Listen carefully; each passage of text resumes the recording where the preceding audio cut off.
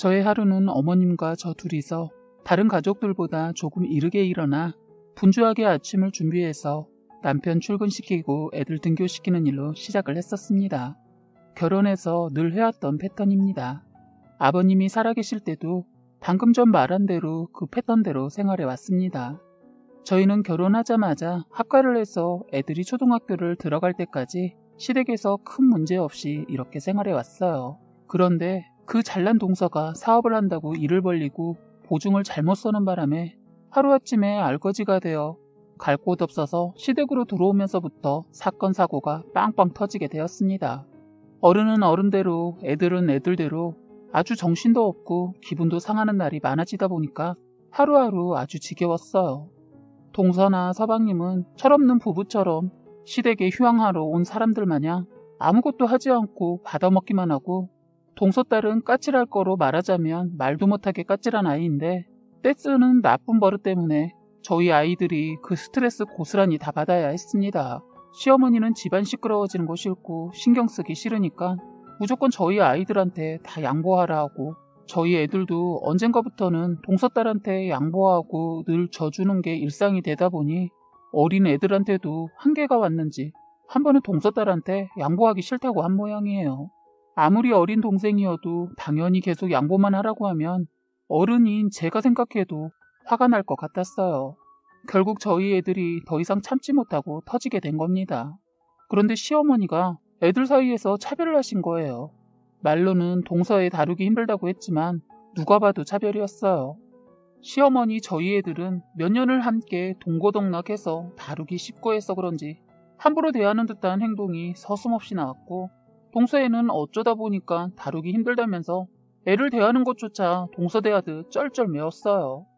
그런 모습뿐만 아니라 동서에게 따끔하게 말을 하지 못하는 모습을 계속 보고 있으려니 속이 터져서 제가 결국 폭발을 한 사연을 여기서 한번 같이 공유하고자 이렇게 저희 시댁의 얘기를 하게 되었습니다.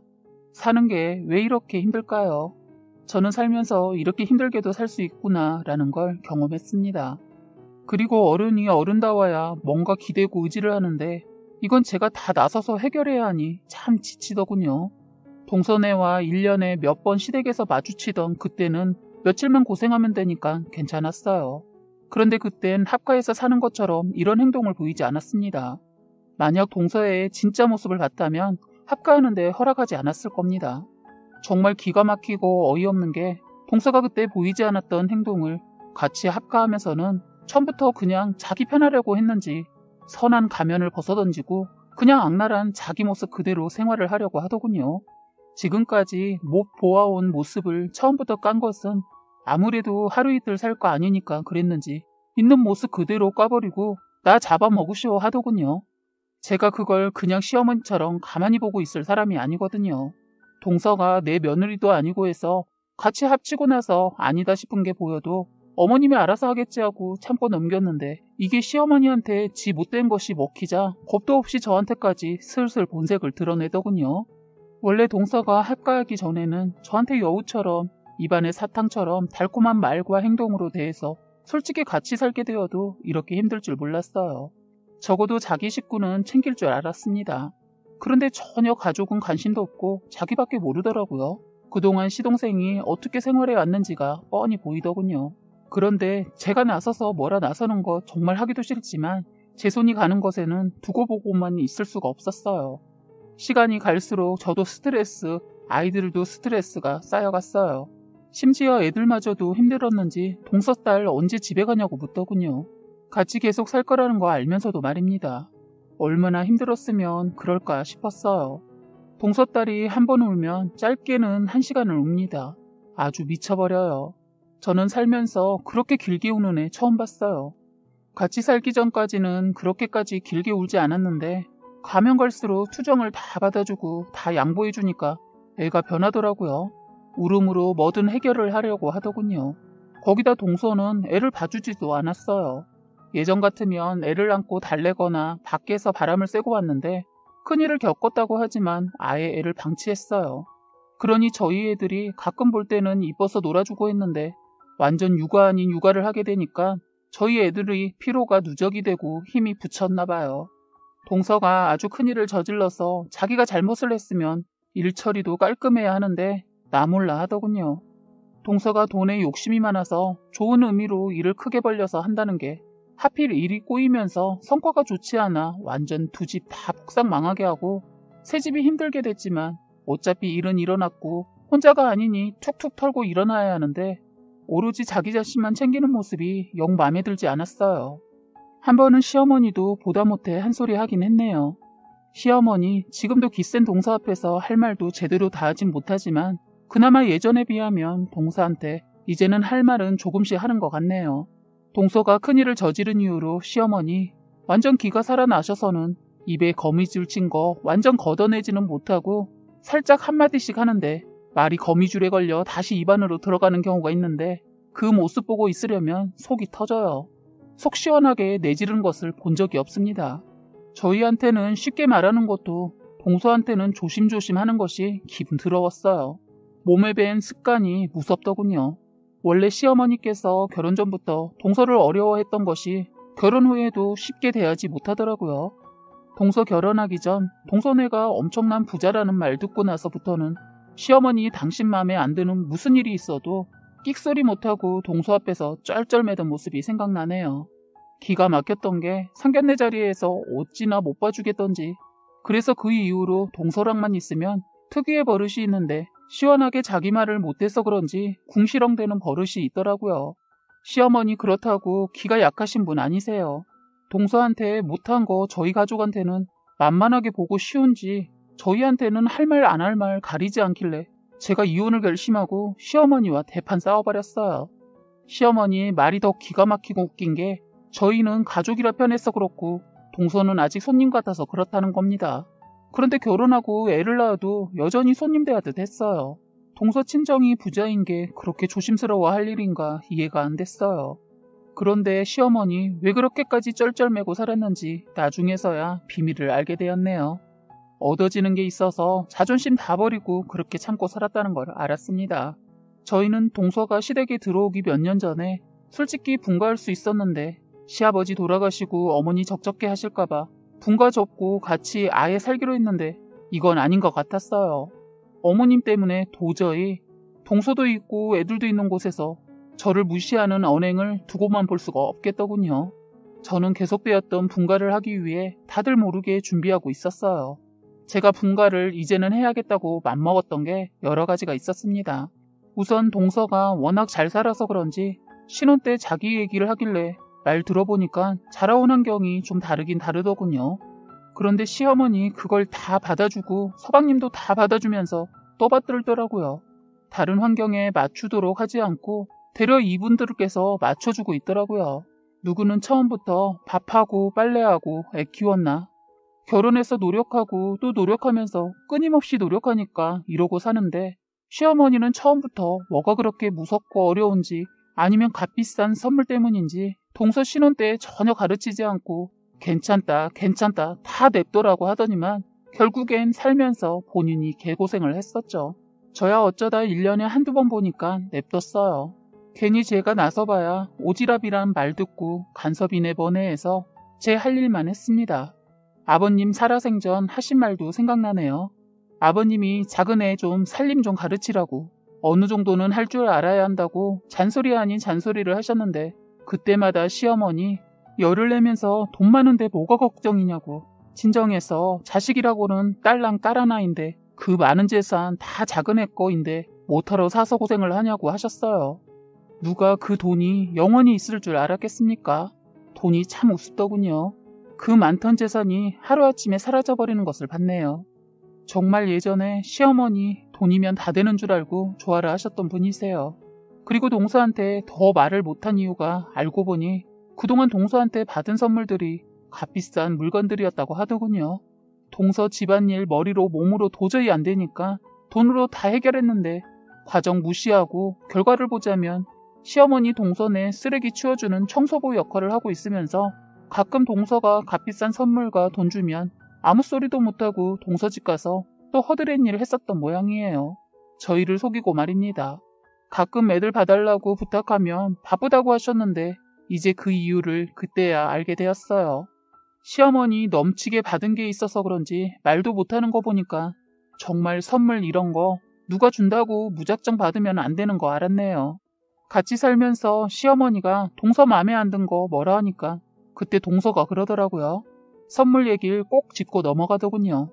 저희 동서가 보통 시어머니들이 받아들이기 어려울 정도의 성격인데 자기 맘에 안 들면 뭐든지 따지고 들고 아니다 싶으면 감정 표현을 그대로 해버리는 사람입니다.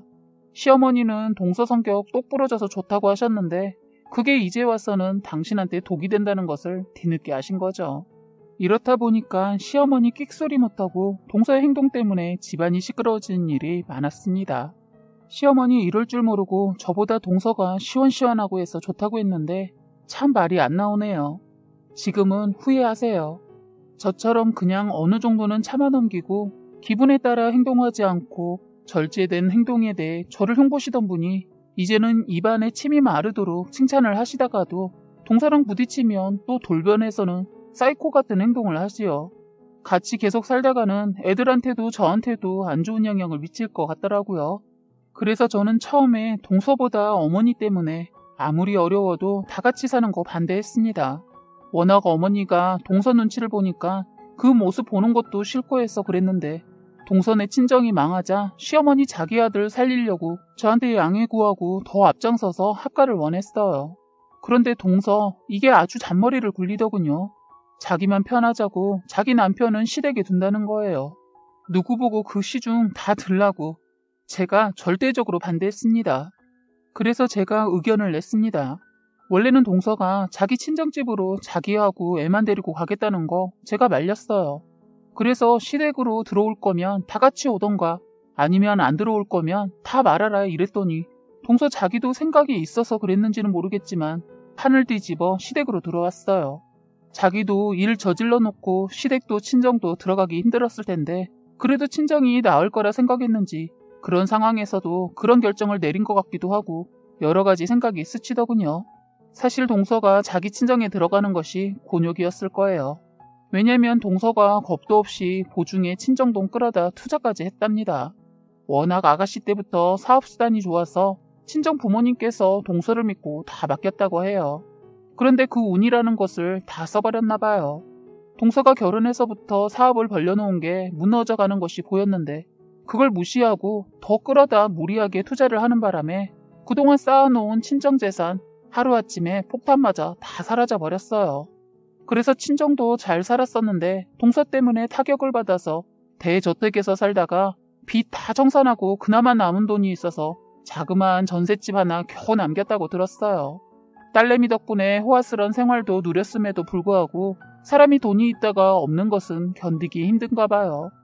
동서 원망을 있는 대로 하니까 동서 말로는 친정으로 들어간다고 했지만 막상 친정으로 들어가는 거 동서도 가시방석이었을 거고 어쨌든 친정이 무너지게 만든 게 자기니까 면목이 없었을 것 같아요. 그래서 어머님 말 떨어지기 무섭게 쉽게 시댁으로 올 생각을 했던가 봐요. 아까 말한 것처럼 시어머니가 동서 눈치를 워낙 보니까 그 부분이 걸려서 반대 생각이 있었습니다. 그런데 저도 이런 사정을 알기에 끝내는 합가하는 거 반대하지 않았는데 시어머니 동서 눈치만 보고 거기에다 시동생만 시댁에 있게 한다고 하니까 화가 나더군요. 저 그렇게 모질지 않은 사람이라 가족이니까 이해하려고 했어요. 사람이 살다 보면 예상치 못한 일이 생기는 거 모르는 거 아니니까 사정이 생겨 어려워지면 같이 사는 거 괜찮다고 생각해요. 무엇보다 제 집도 아니고 어머님 집이니까. 그렇게 해서 같이 살게 되었는데 사람이라는 게 기본이라는 게 있어야 하는데 완전 자기가 왕인 양 행동하더라고요. 아주 상전노릇 하는 거 있죠? 저는 큰 욕심 안 부려서 보통 사람들처럼 사는진 모르겠지만 끝을 보고 느낀 것은 돈이 차라리 넘치게 많은 것보다 적당히 있으면서 어느 정도 즐기면서 사는 게 사는 것 같더라고요. 동서 보니까 한 푼이라도 더 벌려고 가족도 내팽겨두고 애 양육은 애초에 관심도 없고 돈에만 불을 켜고 살더군요. 그렇게까지 돈을 벌어야 하나 싶었습니다. 시어머니야 자기한테 떨어지는 게 있으니까 자기 아들한테 더 잘하라고 하면서 뭐라 안 하더군요. 예전에 한 번은 이런 적이 있었어요. 시아버지 살아계실 때 저희가 지방에 잠깐 내려가 살 때가 있었는데 그때 동서 일 때문에 사정상 시댁에 1년만 가 있으라고 했을 때 자기는 이혼하면 이혼했지 죽어도 같이 못 산다고 한 적이 있었는데 그게 생각나네요. 그랬던 동서가 이제는 애도 있기도 하고 시어머니를 워낙 만만하게 보던 동서라 그나마 친정보단 나을 것 같다고 판단하고 들어온 것 같은데 마음에 드는 게 하나도 없었어요. 저는 어려워하는 것 같긴 하는데 마음을 열지도 않고 무서워하진 않습니다. 시댁에 들어온 것도 제가 어렵긴 해도 순전히 어머님 집이니까 쉽게 생각하고 들어온 것 같더군요. 그게 저희가 사는데 아주 큰 문제점의 하나가 되어버렸어요. 이것이 시댁에 무서워하는 사람이 없다는 것이었어요. 아침에도 늦게 일어나서 차려진 밥을 먹고 치우지도 않고 자기 딸 어린이집에 데려다주고 다시 와서 그냥 잠을 자는 거예요. 그동안 패턴이 어떠했는지 한눈에 다 보이는 행동을 하더군요. 그런데 시어머니 행여나 아들이 이혼이라도 할까봐 말도 못하길래 제가 총대를 메고 혼쭐을 내줬어요. 사건이 있는 날 저는 볼 일이 있어서 나갔다 왔는데 너무 화가 나서 다저녁에 저녁 준비는커녕 잠을 자고 있는 동서를 불러일으켜 말을 했어요. 동서, 여기 자기 식구들만 사는 곳 아니야. 내가 3일은 맘도 추스리라고 아무 말 안 하고 있었어. 그리고 길게 일주일 지켜봤어. 그런데 이건 아닌 것 같은데? 동서 지금 뭔가 착각하고 있는 것 같아서 말해주는 거야. 했더니 이것이 그래서요. 어쩌라고요. 저 건드리지 마세요. 저 지금 폭발 직전이라고요. 형님이 들어오라고 해서 들어온 것 뿐이니까 저한테 이래라 저래라 하지 마시고 뭐 바라지도 마세요. 지금 그게 말이라고 하니? 어쩌라고? 저희 그날 서로 말 놓고 대판 싸웠네요. 그래서 이대로 그냥 두면 안 되겠다 싶어서 동서 지금 여기가 어디라고 생각해? 여기 자기 집도 아니고 친정도 아니야. 그리고 내가 동서 언니라도 되는 줄 아는가 본데 나 동서 형님이야. 어디서 위아래 없이 함부로 말을 하고 있어? 어머님은 동서 이런 행동을 다 봐주시겠지만 난 아니야. 동서가 할 일은 하고 쉬던지 해. 내가 일주일은 동서도 맘 잡기 힘들 것 같기도 하고 시간도 필요할 것 같아서 봐줬는데 이건 아니지. 밥 먹고 나면 당연하듯이 밥 먹은 거 그대로 그냥 놓고 그냥 들어가서 나오지도 않고 거기에다 서방님하고 아름이 챙기는 거 뒷전이고 지금 뭐 하자는 거야? 형님이 보태지 않아도 저 힘드니까 그만하시라고요. 그래? 그만 안 있으면? 동서 이렇게 된 게 우리 탓이야? 아름이도 동서가 집에 있으니까 더 챙겨야 하는 거 아니냐고. 저는 그날 날 잡은 김에 시어머니한테도 한 소리 했어요. 어머니도 그래요. 저희 애들이 아름이 돌보는 애들이에요? 왜 껐떡하면 아름이를 저희 애들한테 맡기는데요? 그러다가 애들끼리 문제가 생기면 꼭 저희 애들만 잡으시고 제발 저희 애들 잡지 마시고 동서나 잡으시라고요. 왜 이렇게 동서를 어려워하세요? 하자 시어머니 온몸을 바르르 떨면서 저한테 그러대요. 야, 너네가 누굴 무서워해? 그냥 큰일 치르고 안 됐길래 그냥 두는 거지. 어머니, 그렇게 말씀하시면 저만 나쁜 년 되는 거 아시죠? 왜 저만 속 좁은 사람 만들어요? 그럼 이 많은 대가족을 저 혼자 돌봐라는 게 말이 돼요? 어머님도 동서 들어오기 전엔 아침에 일어나 밥하는 거 도와주시더니 지금은 아예 손 떼시고 동서는 아예 나오지도 않고 지가 밥 먹고 싶으면 나와서 밥 먹고 심지어 자기 먹은 것도 설거지통에 담가두잖아요. 이거 보세요. 제가 사실 그날 싱크대에 동서가 먹고 담가둔 그릇을 보고 뚜껑이 열려버렸어요. 싱크대에는 항상 물을 조금 받아서 둔 통이 있는데 그것에 동서가 밥을 먹고 나면 자꾸 담가두더군요. 처음엔 잘 안 닦여서 그랬다고 하길래 그런가 보다 했습니다. 그런데 그날은 안 닦일 만한 게 없고 뜨거운 물 틀어서 닦으면 금방 닦일 수 있는 그릇을 담가뒀길래 열이 확 받았어요. 기름진 것을 그대로 담가둬서 싱크대가 완전 기름 범벅이었거든요. 살림을 하는 사람들이라면 제 심정이 이해 가실지 모르겠네요. 저는 설거지통을 번쩍 들어 식탁에 탁 하고 내리치면서 내려놨어요. 시어머니 보라고 그리고 동서 보라고 둘은 순간 놀란 눈치더군요. 정말 저도 참을 대로 참아왔는데 동서네 것까지 살림을 해주니까 우라통이 터져서 더는 안 되겠더라고요. 저는 그날 분가를 하겠다고 말했어요. 그러자 시어머니 아니 이 상황에 왜 분가를 하냐? 그럼 살림은 누가 하라고? 시어머니의 그 한마디가 모든 것을 결정하는데 아주 큰 몫을 해주었어요. 그 시간대가 마침 저녁을 준비해야 하는 시간이었는데 이러다 보니 저녁은 준비가 되지 않았고 그때 이른 퇴근을 한 저희 남편이 이 상황을 거의 밖에서 다 들었더라고요. 남편은 자기가 끼면 더 심각해질 것 같아서 제 선에서 마무리되길 바라면서 잠깐 밖에서 서 있었던 모양이에요. 그런데 동서의 말 한마디에 남편이 신발도 벗지 않고 문을 벌컥 열고 달려와 식탁에 놓여있던 설거지통을 들어 동서한테 뿌려버렸어요. 동서는 한순간에 기름이 섞인 벌건 물을 뒤집어 쓴 거예요. 가만히 보니까 동서가 스파게티를 해먹은 모양이더군요. 머리에 면이 얹어 있더라고요. 남편이 발끈했던 것은 바로 동서가 한 말이 형님이 능력이 없으니까 살림하고 사는 거 아니에요? 그나마 잘하는 게 살림인데 나가서 얼마나 개고생하려고 분가한다고 해요? 그럴 능력이나 되세요?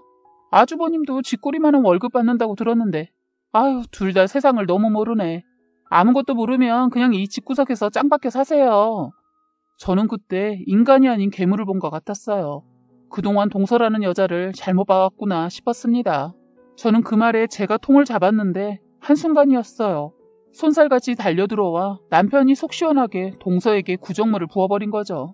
어느 누가 이런 말을 듣고 가만히 있겠어요. 마누라 무시한 것도 모자라 한 번도 저한테 그런 말 들어본 적이 없는데 어디 감히 재수씨가 아주버님한테 쥐꼬리만한 월급 하면서 비아냥거리는데 참을 수가 없었겠죠. 아주 속이 시원했어요. 동서 울고불고 하면서 식탁 의자 발로 탁 치면서 저희 남편한테 욕을 하더군요. 그러자 남편이 동서 멱살을 잡았어요. 그러면서 한마디 해줬죠.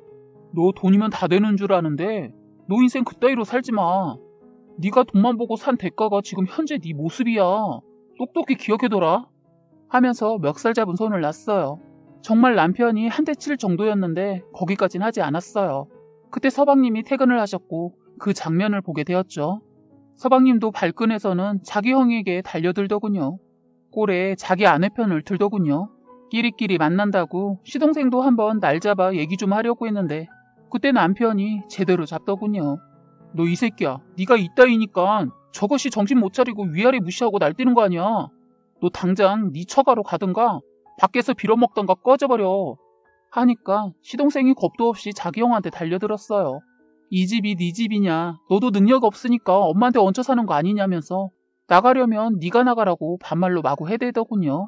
서방님이 마누라 치반폭에 쌓여서 앞을 못 보더군요. 그 모습을 지켜보던 시어머니 갑자기 서방님 등짝을 세게 내리치더니 간만에 옳은 소리 하더군요. 너희 놈 내가 형한테 그따위라 하라고 가르쳤어? 어디 버릇없이 형한테 네가가 뭐야? 네 마누라가 막 나가니까 너도 이러냐? 어디 싸가지 없이 네 형이 살면서 얼마나 애쓰고 살았는데 네가 뭘 한다고 짓거려? 네 아버지 아플 때도 형하고 네 형수가 병간호 다 했을 때 코빼기 한번 보이지 않았으면서 어디 형한테 이놈아. 그리고 이 집은 네 형 집이나 마찬가지야. 내가 처음에 합가할 때 약속한 게 있었어. 하자 시동생 발끈하면서 그런 게 어딨냐고 자기는 모르는 일이라고 하면서 시동생 팔을 잡고 있던 시어머니의 팔을 뿌리치면서 뒤로 뺐어요. 그런데 그만 시어머니가 뒤로 밀리면서 바로 넘어지면서 심하게 엉덩방아를 찍고 엎친 데 덮친다고 서방님이 손을 뿌리칠 때 그만 동서 딸내미가 자기 아빠 온 거를 알고 달려가다 그 손에 맞아 그만 입이 터지고 말았어요. 순간 서방님 심하게 넘어진 엄마는 뒷전이고 자기 딸 입 터진 것에 놀라 신발도 허겁지겁 신고 뛰쳐나가더군요. 동서 이것도 놀라서 그 꼴로 바로 뒤따라가더군요. 저희는 주저앉아 있는 시어머니를 일으켜 세워보려고 했는데 아무래도 뼈 쪽에 문제가 생긴 건지 일어나지 못하시고 심한 통증이 있는지 몹시 괴로워하셨어요. 결국 119 불러 병원 갔네요. 병원에서는 고관절에 골절이 의심된다고 하더라고요. 시어머니 어느 정도 응급처치가 이뤄지자 통증이 덜한지 저를 보고 진심으로 사과하면서 미안하다고 하더라고요. 잠깐 동안 감정이 묘하더군요. 그리고 꼭 말씀드리고 싶은 것은 저희요 시부모님 집 보고 합가한 거 아니었어요. 시어머니가 제 기억 속에 있지도 않은 거짓말로 큰아들을 두둔해 준 거였습니다. 어머님은 이번에 서방님의 행동 보고 확실하게 뭔가 깨달음이 크셨던 것 같아요. 지 새끼만 챙기고 엄마한테 한마디라도 괜찮냐고 묻지도 않은 아들에게 상처를 많이 받은 것 같더라고요. 시어머니가 병원에 입원해서 누워 계실 때도 한 번도 병원에 이것들이 오지도 않았어요. 저희가 병원에 간 사이에 짐도 다 챙겨서 나갔더군요. 끝까지 버틸 줄 알았는데 쪽지 하나 남겨뒀더라고요. 이 집 함부로 건드릴 수 없으며 권한이 자기한테도 있어서 저희만 상속받을 수 없다 뭐 이런 식의 장문을 써서 식탁 위에 올려놨더군요. 지금은 집을 떠나 있겠지만 재산 상속 때 다시 오겠다는 말이었어요. 기가 막혔습니다. 엄마 어떤지는 관심도 없는지 묻지도 않고 인간이 재산 그러니까 돈에만 욕심을 부리더라고요. 사람이 오래 살고 볼 일입니다. 변화가 없을 줄 알았던 저희 시어머니는 기쁜 반성을 하시고 저에게 이제는 동서한테 했던 것보다 더 잘해주십니다. 저는 솔직히 적응이 안 되어서 불편하네요. 고기도 먹어본 사람이 먹나 봅니다. 시간이 지나면 익숙할지는 모르겠네요. 그냥 변하지만 않길 바랄 뿐이고 저희 분과는 당분간 보류하기로 했어요. 그리고 동선에는 처가로 들어갔는데 얼마 전 길에서 서방님을 우연히 봤는데 꼴이 장난이 아니더군요. 죽도 못 얻어먹은 얼굴이었어요. 서로 감정이 좋지 않아서 서로 아는 체도 하지 않고 지나쳤어요. 형을 개무시한 새끼가 저는 그동안 얼마나 무시했을까 싶어서 얼굴도 쳐다도 보기 싫고 말은 더 섞기도 싫어 먼 발치에서 서방님인 거 알면서 일부러 고개를 돌려버렸어요. 아마 본인도 느꼈을 거라 믿습니다. 2번 다시 얼굴 보기 싫은 인간입니다. 아무쪼록 지금처럼만 살았으면 합니다. 지금까지 여러분의 소중한 사연을 읽어드리는 해바라기 사연방이었습니다. 구독과 좋아요, 알림 설정 부탁드리겠습니다.